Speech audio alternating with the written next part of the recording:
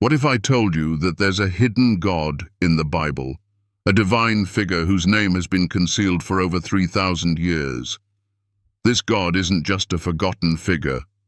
It's one whose presence was intentionally erased from the sacred texts. Why was his name hidden? What truth have we been kept from for centuries? Why does this matter? Why has the name of this God been stripped from the pages of the Bible? Is there a deeper meaning behind this secrecy? Could it be that the very foundation of our faith has been manipulated, leaving us with only fragments of the divine truth? In this video, we're about to reveal the shocking truth behind this hidden God, the one whose name has been obscured by time.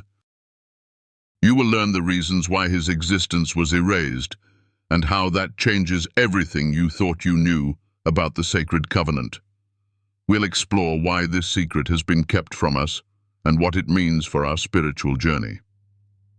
As we uncover these mysteries, you'll see how this hidden truth reshapes our understanding of divine order.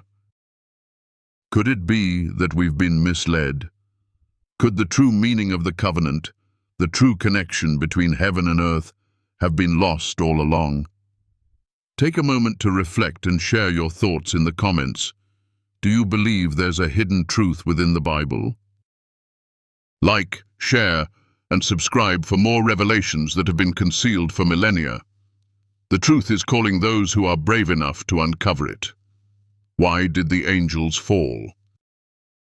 In the beginning, angels were created as beings of pure light and divine purpose, meant to serve and protect the sacred order of heaven.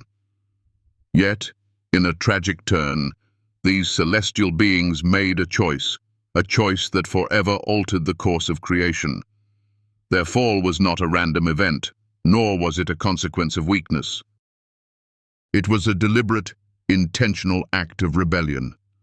They knew the sacred rhythm, the divine order, but chose to break it. This act of defiance led them to descend, abandoning their heavenly stations to walk among humans. They chose to interfere with God's plan, breaking the sacred covenant established since the very foundation of the world. Why, you might ask, would beings created in perfection, beings made of light, choose to rebel? What could drive them to such an extreme? It wasn't a moment of weakness or a slip of the mind. It was the promise of power. They made a pact, a vow to unite with humanity and create a new race, something never allowed by God. This union led to the birth of the Nephilim, a hybrid race of giants, part angel, part human, with immense strength but a distorted soul. This was no ordinary rebellion. It was a twisting of the very essence of creation.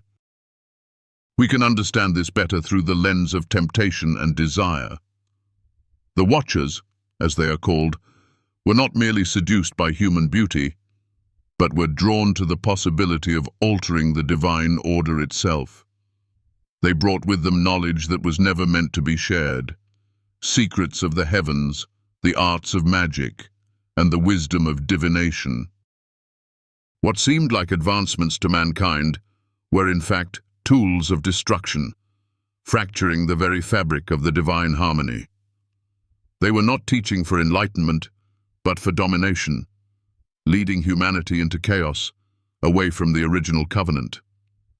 In our world today, we still see echoes of this broken covenant. How many times do we see knowledge being used not to uplift, but to control? How often do we sacrifice the sacred for the sake of power, fame, or control? The story of the Watchers is a timeless warning. Knowledge, when wielded without wisdom, can lead to destruction. It's not just about the temptation of power, but about the violation of trust with the Creator. The Watchers did not just sin in their actions, they sinned in their defiance of the divine rhythm that holds the universe together. This fall, though ancient, resonates with us today. We often face moments where we too are tempted to break the sacred covenants in our lives. We might not be dealing with fallen angels, but we are constantly faced with choices that challenge our alignment with divine principles. In the end, the fall of the angels wasn't just a physical descent. It was a spiritual dissonance, a detachment from the divine rhythm that governs all creation.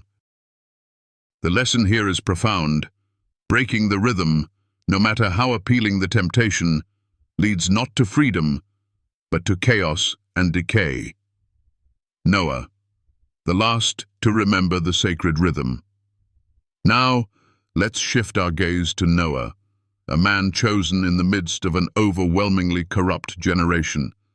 It might seem odd that Noah, among all people, was spared while the world around him perished. What made him different? Was it because of his moral superiority, or was there something else at play?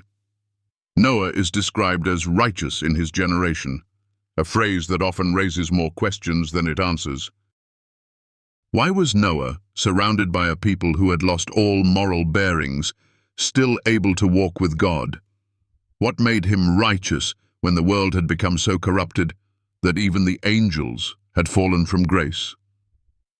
The answer lies in the ancient rhythms that he preserved, rhythms passed down through the patriarchs, from Adam to Abel to Seth, and eventually to Noah.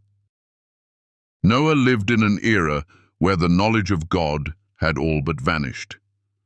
People no longer kept the sacred feasts, the divine seasons, or the covenantal rhythms that had once governed humanity. The earth had become a place of chaos, where the sacred and the profane were indistinguishable. Yet, in the midst of this corruption, Noah kept the rhythm alive. He remembered the ancient ways, the days of worship, the clean animals, the sacrifices made at the appointed time. His righteousness was not based on his own perfection, but on his faithfulness to the divine rhythm that had been established long before his time. In many ways, Noah's story is our story today. How often do we feel surrounded by a world that seems out of sync with the divine order? In a society where the sacred is often dismissed, Noah's example challenges us to remain faithful to the rhythms that connect us to the Creator. His story isn't about being perfect, it's about being faithful. Noah didn't have a written law, no tablets of stone to guide him. What he had was an inner compass, a memory passed down through generations that kept him aligned with the divine will. In our lives, we too can lose our way when the noise of the world drowns out the rhythm of the divine. Yet, like Noah, we can choose to tune in to that sacred melody that speaks to our soul. It may not always be easy, and the world may not understand, but the peace that comes from walking in rhythm with God is beyond measure. Noah's faithfulness was a quiet, steady act of obedience. He didn't need recognition, and he didn't need to stand in front of a crowd. His righteousness was found in the simple act of remembering what the world had forgotten. The story of Noah teaches us that sometimes the most profound acts of faith are not the grand gestures, but the quiet consistency in keeping the rhythm when everything around us is falling apart. It's in those moments of quiet obedience that we truly reconnect with the sacred, and it is in those moments that the covenant can be renewed. Noah's faithfulness wasn't loud or public, but it was enough to restore what had been broken. In a world full of distractions and temptations, Noah's story invites us to remember the divine rhythm and keep walking in step with it, even when no one else does. And so, as we reflect on Noah's journey, let us ask ourselves, are we still in tune with the divine rhythm? Are we, like Noah, living in alignment with the sacred cycles of life, even when the world around us seems chaotic and lost? The covenant was never truly lost, only forgotten. And as long as one person, like Noah, remembers and lives by it, the song of the covenant continues, quietly but powerfully through the ages. Just as Noah's act of obedience saved humanity, so too can our faithfulness restore the sacred order in our own lives. The question remains, will we hear the rhythm and live in harmony with it? The Book of Jubilees and the Sacred Rhythm. There exists a hidden treasure, a text that has been largely forgotten by most, the Book of Jubilees. This ancient scripture offers a lens into the divine cycles that govern all of creation, revealing not only the history of humanity, but also the sacred rhythm woven into the fabric of time itself. In this text, we see a view of the divine covenant that goes beyond laws and commandments. It speaks to something deeper, something foundational, a divine order, a melody, if you will, that pulses through every season, every ritual, every heartbeat. Jubilees paints a picture of a world where time isn't merely measured by the ticking of a clock, but by the divine cycles established from the very beginning. This sacred calendar is not a rigid set of dates. Rather, it is a rhythm that connects the earthly realm with the heavenly. The acts of sacrifice, the keeping of holy days, and the observance of sacred seasons are not just rituals. They are ways to keep time with God, to walk in harmony with His divine will. Through Jubilees, we learn that Noah, as righteous as he wasn't merely following rules. He was living in alignment with a sacred rhythm that had been handed down through the patriarchs. This rhythm was not taught by priests or inscribed on tablets. It was passed on through generations by those who had remained faithful to God's original order. From Abel to Seth, from Enoch to Noah, the sacred rhythm was carried forward by the faithful, even when the world around them was out of sync with the divine. Imagine for a moment a world where everything is out of sync, where the seasons are ignored, where the days of rest are forgotten, where the rhythms of life are determined not by divine will, but by human chaos. This is the world Noah found himself in. It was a time when the fallen angels had corrupted not just human hearts, but the very fabric of creation itself. The Nephilim, born of this unholy union, represented the culmination of this distortion, a race out of step with the divine, born of rebellion and chaos. And yet, amidst this spiritual dissonance, Noah stood as a beacon of harmony. He didn't follow the sacred rhythms because it was required of him. He followed them because he remembered them. His connection to the divine was not through laws or commands, but through a deep, intrinsic understanding of the divine order. He was in tune with God's heart, and as such, he walked in the rhythm of the covenant that had been passed down through the ages.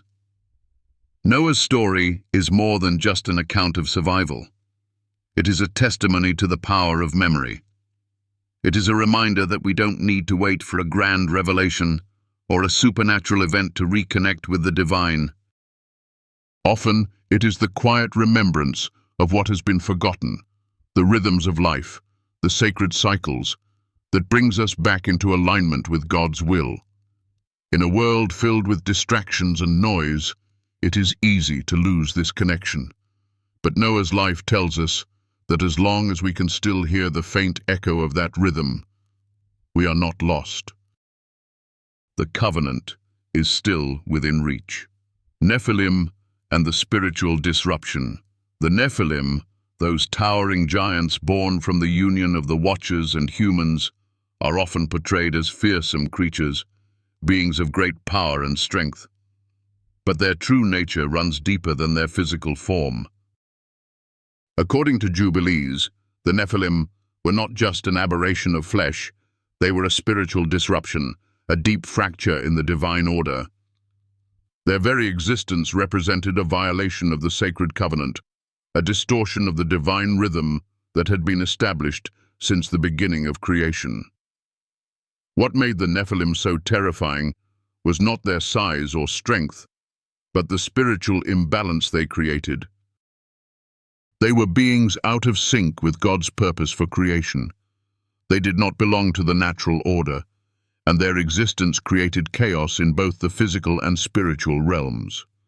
They were born of a union never meant to be, a fusion of the celestial and the earthly that shattered the harmony between heaven and earth. This union was not just a transgression of the laws of God, It was a direct attack on the divine rhythm that governed all life. In today's world, we still see the effects of this spiritual imbalance.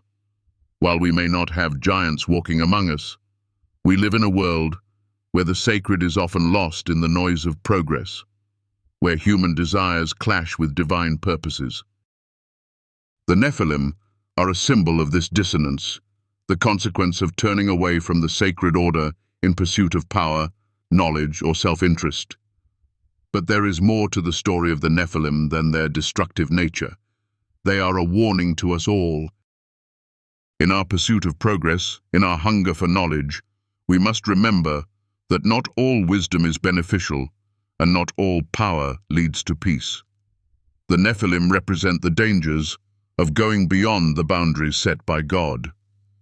In seeking to transcend the natural order, they lost their connection to the divine, and in doing so, they became instruments of chaos. We too can fall into this trap. When we push beyond the boundaries of what is sacred, whether through technology, knowledge, or our own desires, we risk creating a spiritual dissonance in our own lives.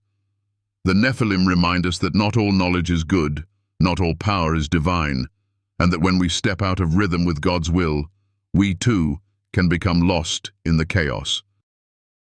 Yet the story of the Nephilim is not one of hopelessness.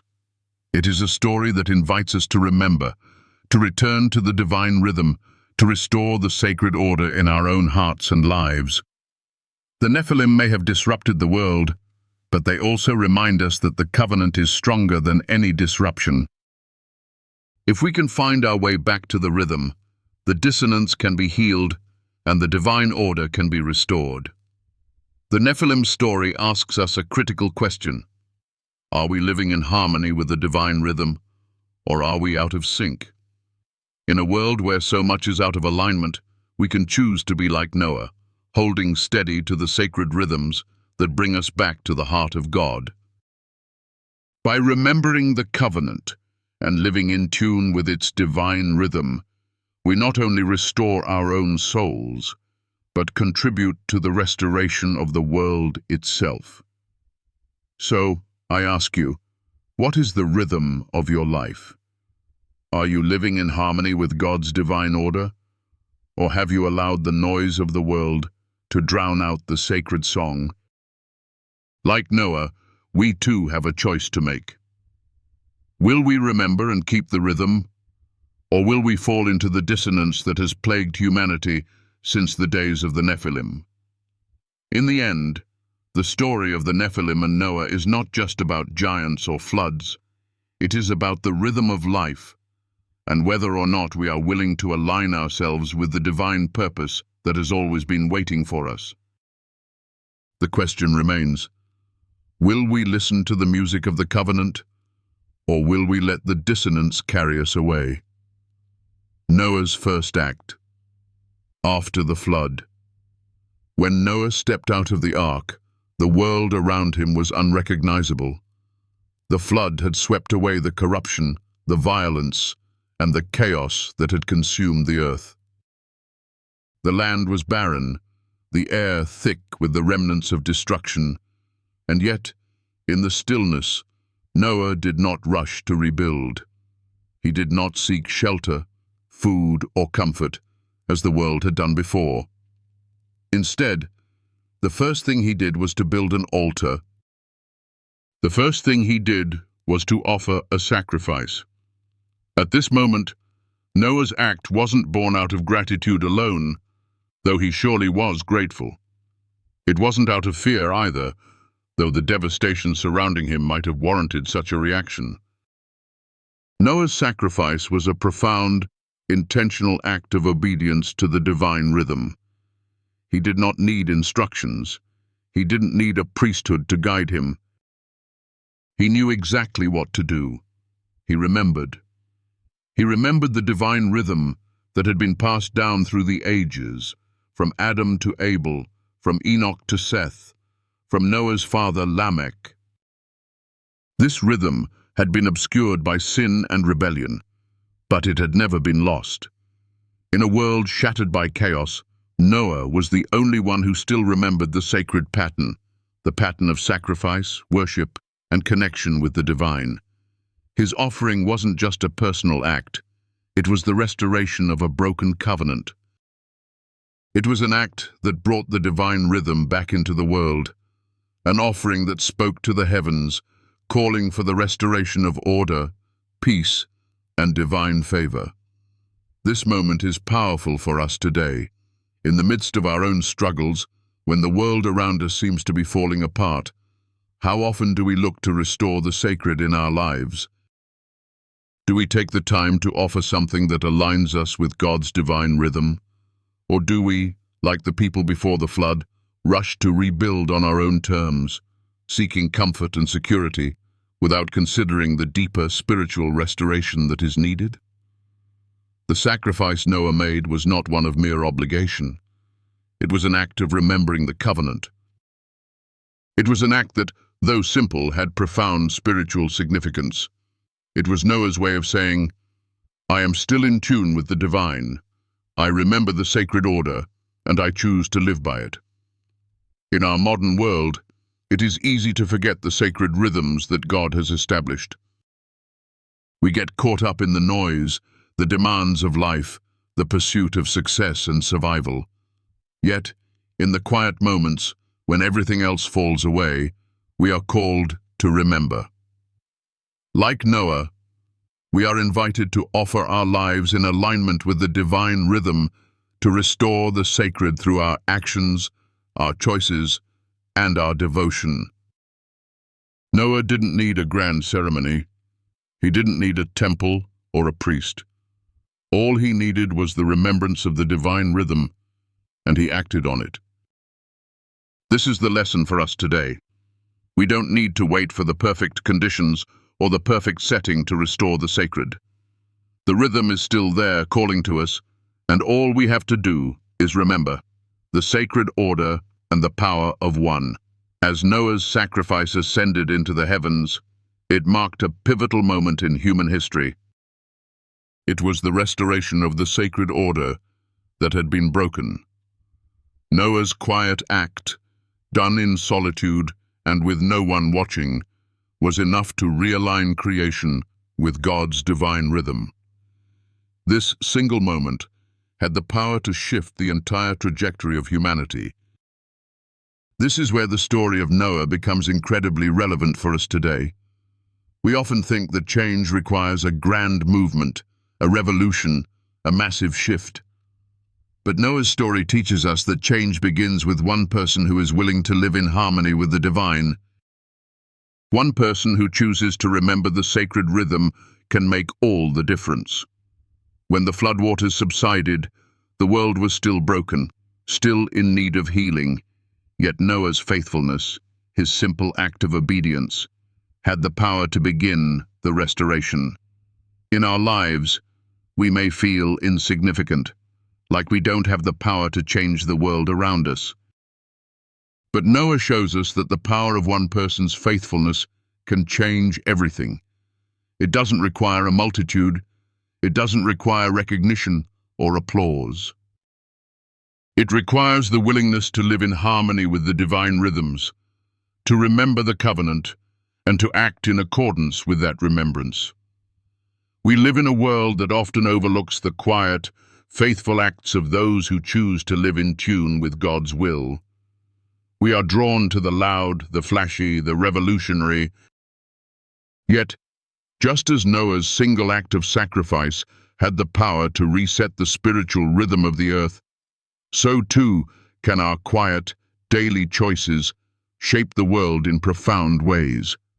The question we must ask ourselves is, are we willing to live in the rhythm of the divine, even when no one else is? The world may not notice.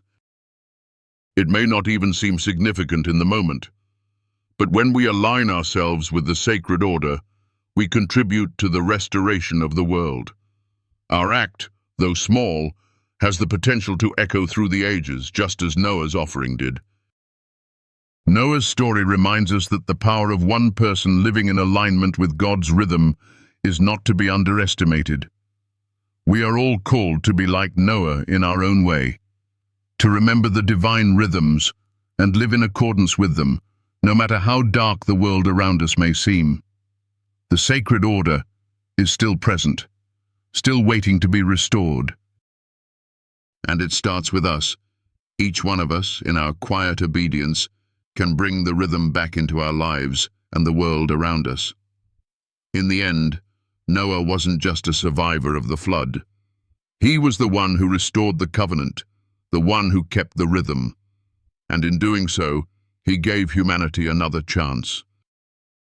His story is a call to each of us, to remember, to realign, and to act in harmony with the divine rhythm. The covenant is still here, still waiting to be heard. And when we live in tune with it, we can change the world, one quiet act at a time.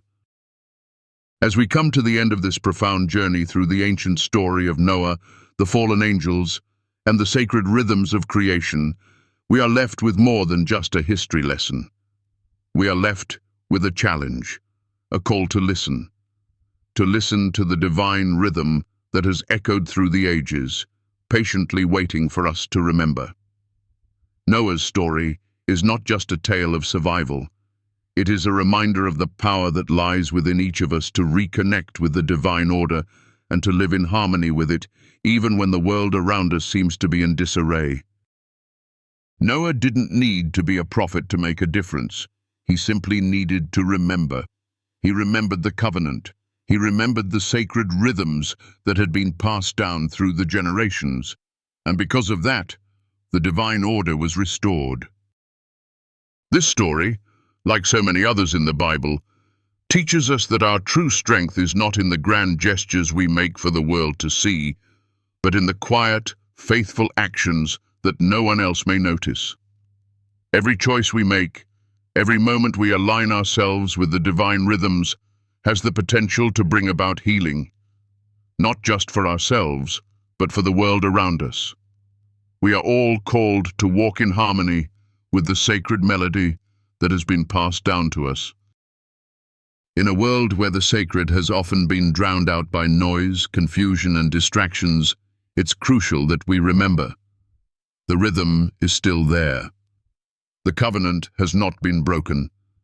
It is waiting to be heard again. The world may tell us that power lies in control, in loud proclamations, in winning the applause of the masses. But Noah's story reminds us that true power lies in alignment with the divine, in the quiet act of remembering, in the steady rhythm that refuses to be broken by the chaos around us. It is in this alignment that we find true peace. When we are aligned with God's purpose, we can endure the floods of life, we can weather the storms, and we can restore what has been broken. We are not alone in this journey. Like Noah, we are part of a larger story, one that stretches back to the very beginning of creation. As you reflect on this powerful truth, I invite you to think about your own life. Are you living in harmony with the divine rhythm, or have you become out of sync with the sacred? In the noise and distractions of the world, it's easy to lose track of the rhythm. But even in the most chaotic times, there is always a way back, just as Noah found his way back to the divine order. If this video has touched your soul, if it has helped you find light in the midst of darkness, I invite you to support this journey. Every small gesture, every moment of engagement helps bring this message of hope, truth, and divine rhythm to others who may need it just as much as you do. If you found value in this message, if it has resonated with you in any way, a simple like, a comment, or a subscription goes a long way. It's more than just a click. It's a way to keep this message alive and to continue sharing the light with others. Your support, no matter how small, makes all the difference in helping me keep creating these videos so that together we can continue to explore the truth and power of God's Word. In the quiet moments, in the spaces where no one else is looking, remember the rhythm. It's still there. And as long as we listen, we will never be truly lost. Thank you for being part of this journey, for sharing in the wisdom that has been passed down through the generations, and for helping keep the rhythm alive. From the bottom of my heart, thank you for your support. It means more to me than words can express. May the peace of the divine rhythm fill your life and guide your steps every day. Together, we will continue to remember, to align, and to restore the sacred rhythm that unites us all.